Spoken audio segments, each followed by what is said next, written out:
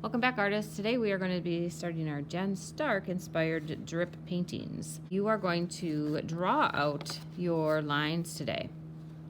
Your first job as an artist is to decide how you want to use your paper. If you want to use your paper horizontally, your drip is going to look something like this.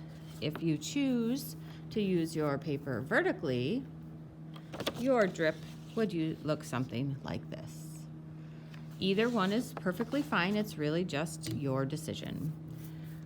Once you decide how you're going to use your paper, I'm going to use mine vertically for this one. You're going to start by writing your name and class code on the back.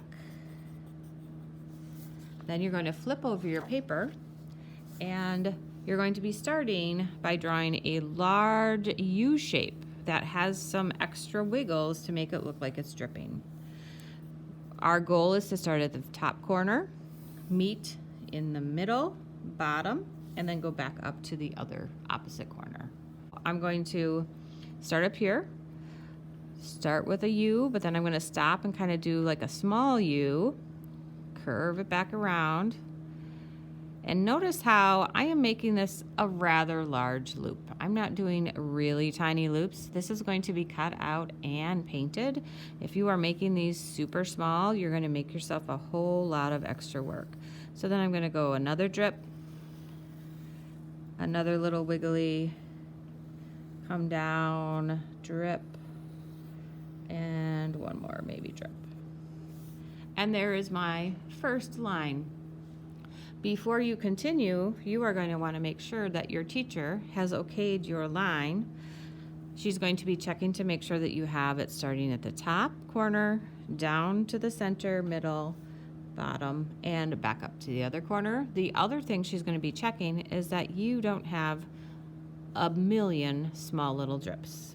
If you look at mine, I've made 1, 2, 3, 4, 5, 6 drips. I would say 5 to 9 drips would probably be your max, no more than 9.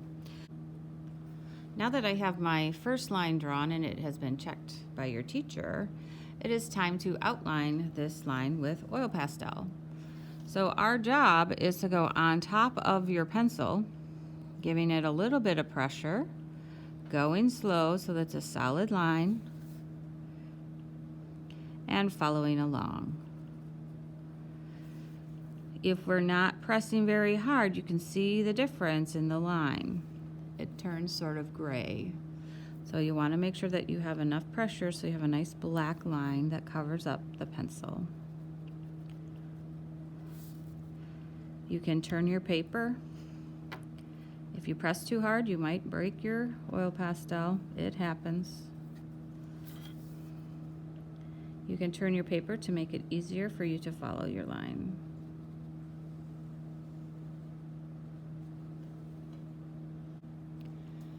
Your next step is to start repeating these lines inside of this shape. There are 2 things you really want to focus on. The first is that you have about a finger width between your lines so that there is some space. So I'm just going to put a little mark where 1 finger width would be.